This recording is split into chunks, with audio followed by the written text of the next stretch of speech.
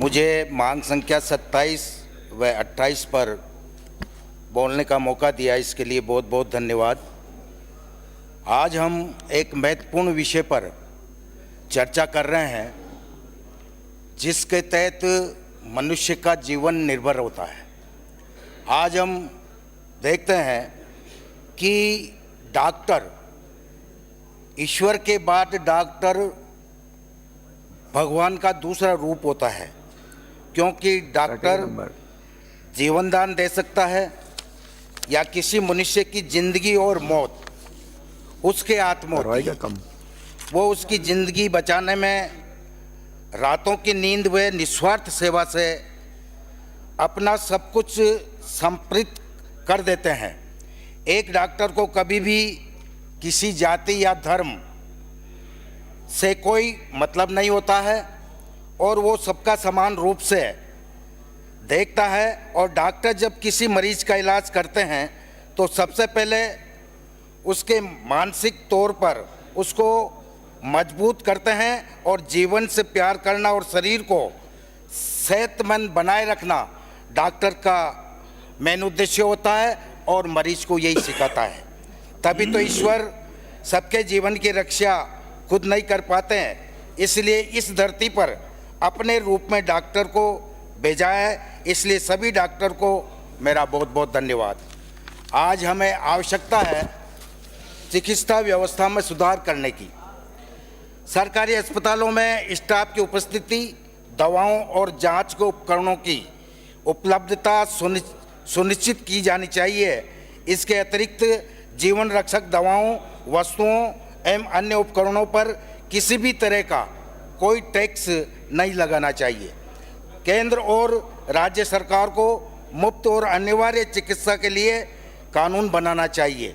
कई गांवों में प्राथमिक स्वास्थ्य केंद्र भी नहीं होते हैं, लेकिन वहाँ जो होते भी हैं तो वहाँ स्टाफ और आवश्यक जांच उपकरण नहीं हो पाते हैं। ये तो सिर्फ झोला छाप पर निर्भर है। कोई गांवों में स्वास्थ्य केंद्र सिर्फ कागजों में ही चलते हैं। अस्पताल में चिकित्सक और पैरामेडिकल स्टाफ की उपस्थिति सुनिश्चित करना आवश्यक है। योजनाएं ऐसी बने जिनमें जो सुविधाएं देने का वादा किया जाए वह आम आदमी को मिले। चिकित्सकों को विश्वास में लेकर चिकित्सा में सुविधाओं का विस्तार हो और योजनाओं के क्रियान्वयन में पारदर्शिता हो।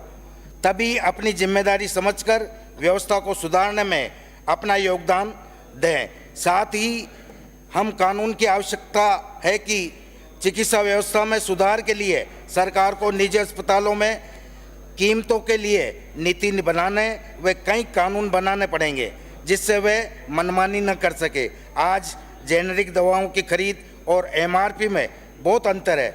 जैसे IV सेट खरीद मूल्य 9.5 रुपये और एमआरपी होती है 230 रुपये। सिट्रिप टैबलेट खरीद मूल्य 4.5 रुपये और एमआरपी होती है 73 रुपये। प्रेजोम DSR खरीद मूल्य 13 रुपये 75 पैसा, एमआरपी होती है 136.75 रुपये। तथा मोतियाबिंदु जैसे लेंस लगाने के लिए हम सरकारी अस्पतालों में 5 से 10 हज़ार रुपये में काम हो जाता है, लेकिन निजी अस्पताल करीबन 60 हज़ार रुपये पे करना पड़ता है।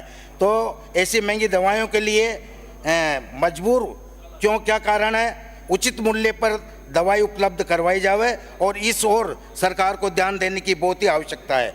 सुप्रीम कोर्ट ने भी स्पष्ट कहा है कि बहुत सी राज्य सरकारें समाज के गरीब तबके के लोगों को उचित मूल्य पर दवाइयाँ, खास तौर पर जरूरी दवाइयाँ उपलब्ध नहीं करवा रही है। काफ़ी राज्यों की सरकारें इसमें विफल रही है। इस विफलता से निजी अस्पतालों को सुविधा प्रदान की और उन्हें बढ़ने का मौका मिला है। इसलिए मेरी सरकार से निवेदन है कि चिकित्सा देखभाल करना हमारी सरकार की जिम्मेदारी है। कोरोना काल में प्राइवेट हॉस्पिटलों ने तो हद कर दी थी, जो मुझे कहने में भी शर्म आती है। इसलिए आज हमारे सरकारी अस्पताल में भी डॉक्टर और दूसरे स्टाफ को पाबंद करना होगा और योजनाओं को लागू करने में आ रही समस्याओं का त्वरित निराकरण कर आम जन को लाभ पहुंचाने का काम करना होगा। हमें आवश्यकता है राजकीय चिकित्सालयों और चिकित्सा संबंधी व्यवस्थाओं का निजीकरण नहीं किया जाना चाहिए। ग्रामीण क्षेत्रों में चिकित्सा व्यवस्था पर अधिक ध्यान दिया जाना चाहिए, क्योंकि इन लोगों को छोटी छोटी समस्याओं के लिए शहरों और झोलाछाप लोगों पर निर्भर रहना पड़ता है। स्वास्थ्य से जुड़ी समस्याओं और इससे शोध कार्यों में तेजी लाई जानी चाहिए और नए डॉक्टरों के लिए कम से कम 5 साल तक की सेवा ग्रामीण क्षेत्रों में देना आवश्यक की जाए। वर्तमान में चिकित्सा पद्धति सर्वाधिक खर्चीली है और आम आदमी को गुणवत्तापूर्वक चिकित्सा मिलना मुश्किल सा हो गया है। आज की चिकित्सा सुविधा केवल अमीर और धनाढ्य लोगों की पहुंच में रह गई है। आम आदमी को सस्ती दवाइयां उपलब्ध कराने पर ध्यान दिया जाना चाहिए। जेनेरिक दवाइयों के प्रति लोगों में विश्वास बढ़ाने के कदम उठाए जाने चाहिए। सभी तरह के स्वास्थ्य कर्मियों की संख्या में वृद्धि करने के प्रयास होने चाहिए। निजी अस्पतालों की मनमानी बीमारी के नाम पर लोगों की मजबूरी का फायदा उठाकर निजी अस्पताल मनमानी वसूली में जुटे हैं। उन पर लगाम लगानी चाहिए और सरकारी ऐसे निजी अस्पतालों का अधिग्रहण करें। साथ ही सरकारी चिकित्सा तंत्र को मजबूत किया जाना चाहिए। निजी अस्पतालों के लिए श्रेणीवार शुल्क तय की जाए। राजस्थान में एक तरफ से सरकार मुफ्त दवाओं की संख्या बढ़ा रही है, वहीं दूसरी तरफ सरकारी अस्पतालों के दवा काउंटरों पर बुखार और सर्दी जुकाम की दवा भी नहीं मिल पा रही है। बेहतर को यह है कि मुफ्त दवाओं की संख्या न बढ़ाकर जरूरी दवाएं उपलब्ध करवा दी जाए। चिकित्सा क्षेत्र में काम करने वालों की मानसिकता व्यावसायिक हो गई है और वह इस क्षेत्र में मिशन की तरह काम नहीं कर रहे हैं। इसलिए सरकारी अस्पतालों की चिकित्सा व्यवस्था खस्ताहाल और निजी अस्पतालों के मरीजों को सुधार लाना चाहिए। चिकित्सा कर्मियों को अपनी मानसिकता बदलनी होगी और सेवा भाव से काम करना होगा।